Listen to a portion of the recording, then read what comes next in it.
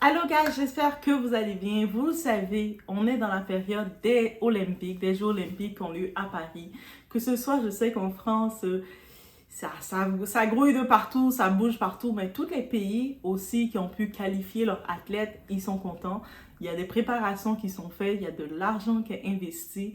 Et je suis vraiment contente. Je me suis dit, il fallait que je fasse cette vidéo parce que je suis trop contente de savoir que en Haïti, il y a 7 athlètes qui ont pu être qualifiés, qui ont été qualifiés parce qu'il ne s'agit pas juste d'investir pour envoyer ces athlètes. Il faut aussi être qualifié dans des disciplines.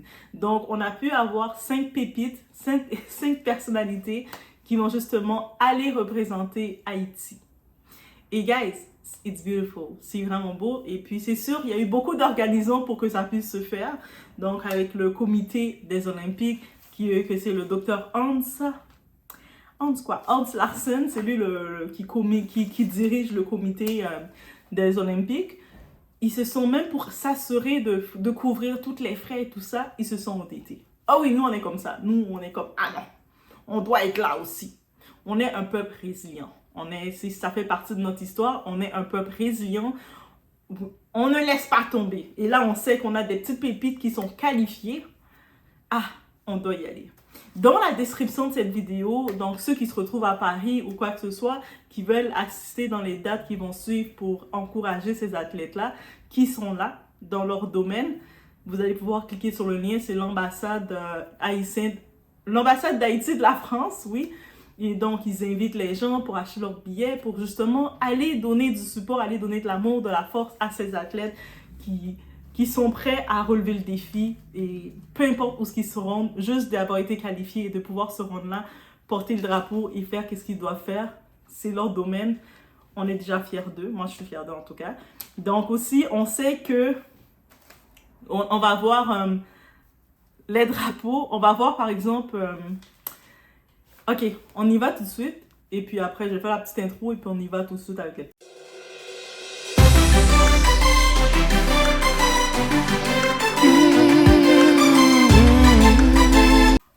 Oui, on y va en deux parce que l'intro, je sentais que ça devenait beaucoup trop long. Oui, qu'est-ce que je voulais ajouter concernant les costumes?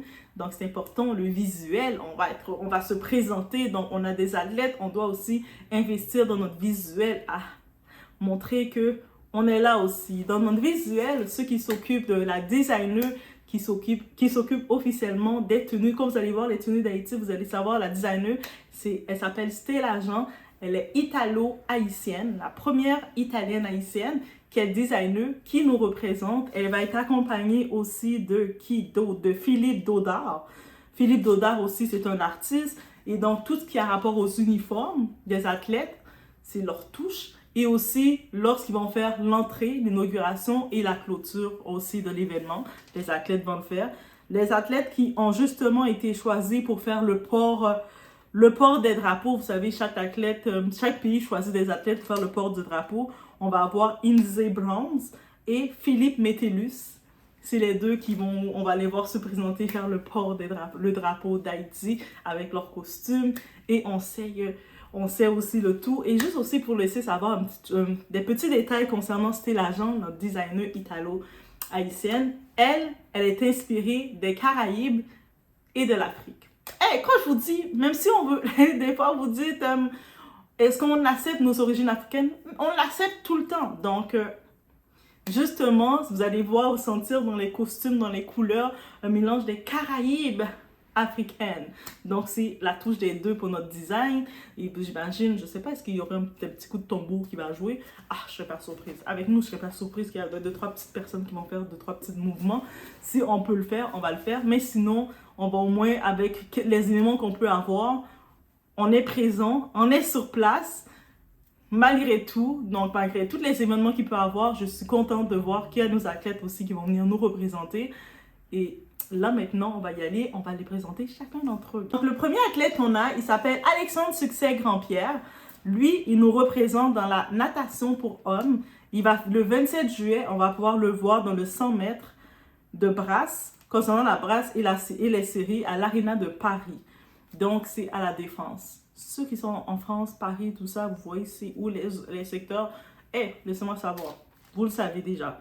Donc, si vous êtes dans le coin, peut-être vous allez l'encourager à aller regarder Alexandre, jetez un petit coup d'œil. Le 27 juillet, il va être là, déjà. On a aussi Belloni du Lièpre, Cédric. Donc, on a Cédric qui va être là. Cédric, lui, il vient nous représenter dans la boxe, 80 kg qu'il est pour les catégories hommes. Lui aussi, c'est le 27 juillet qui va être à ce moment. Ça a été une épreuve éliminatoire. Il est 16e de finale. Il est actuellement 16e de finale. Donc, il est quand même bien statué, bien coté. Et lui, il va se retrouver à l'Arena de Bercy. Nous avons une première fois. Actuellement, c'est la première fois que le pays, Haïti, se qualifie pour les Olympiques, justement pour cette doctrine qui est la gymnastique artistique pour les femmes. Et c'est Lindsey Brown Ellis qui va nous représenter. Elle, en tant que telle, c'est le 28 juillet qu'on peut la voir pour les qualifications. Elle est dans les qualifications de subdivision 1, 2, 3, 4, 5 à l'Arena de Bercy. Donc, c'est la première fois qu'on a cette catégorie. On a un athlète qui nous représente dans cette catégorie. Donc, on a tout le succès pour déjà porter le tout et puis voir qu'est-ce que ça va apporter, qu'est-ce qu'elle va apporter.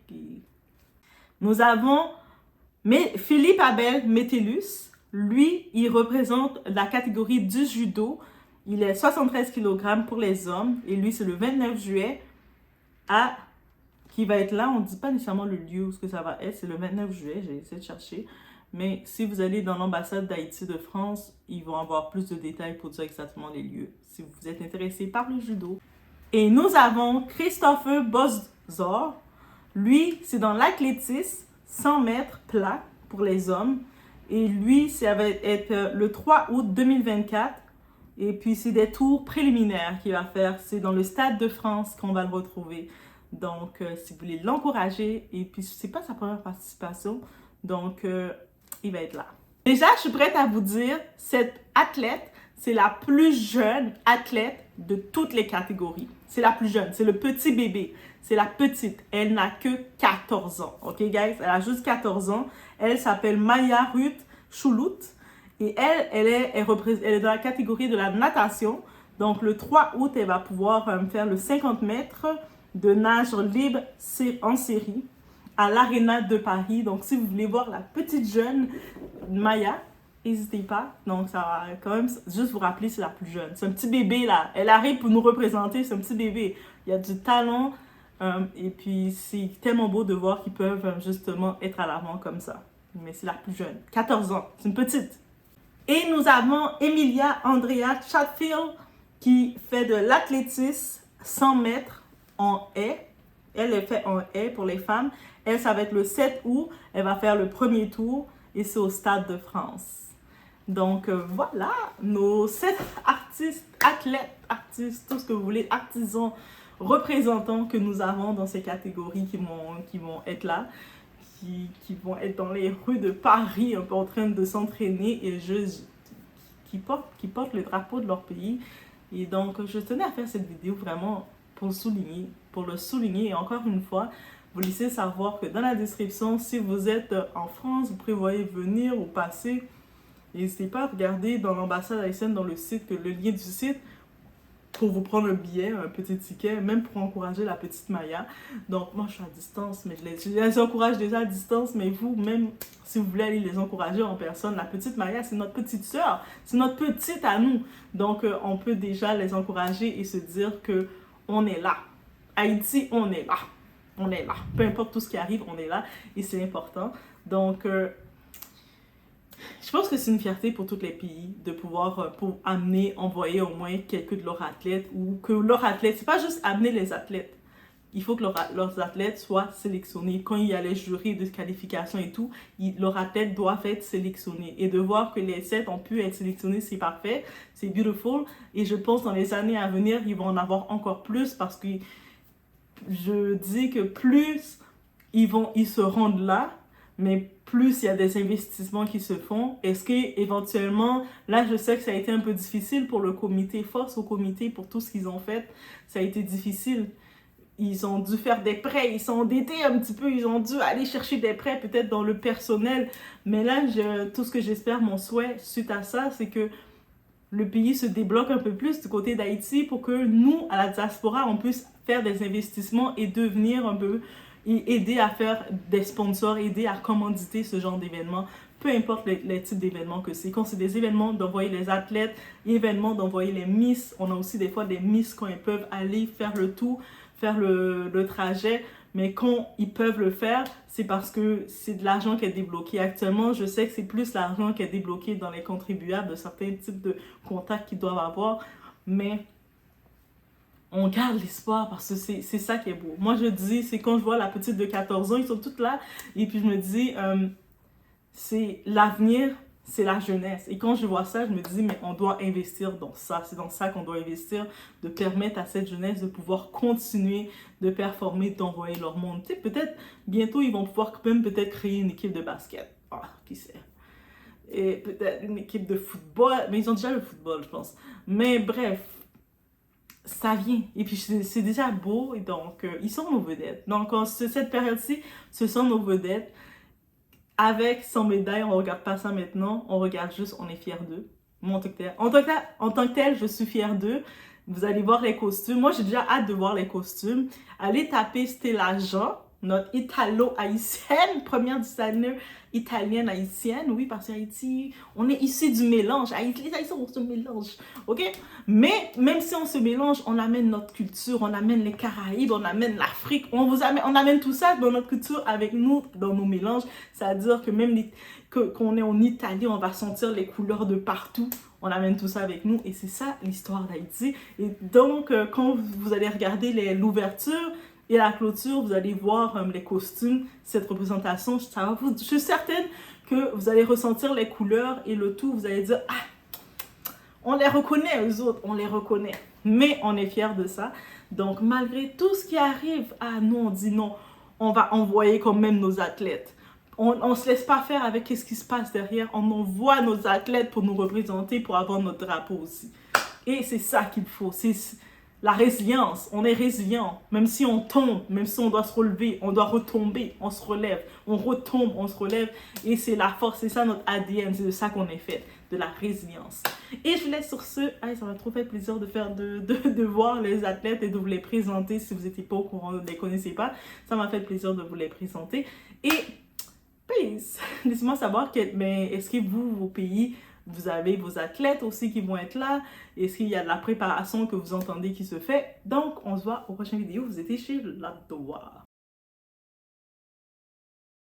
Hello guys, j'espère que vous allez bien. Je prends un instant pour vous dire, il y a le lien du GoFundMe pour aider les enfants en Haïti. On sait que dans la capitale, qu'est-ce qui arrive dans la capitale de Port-au-Prince? Avec la relocalisation, toutes les histoires qu'il y a qui arrivent. Et actuellement, qui est privé, ce sont les enfants.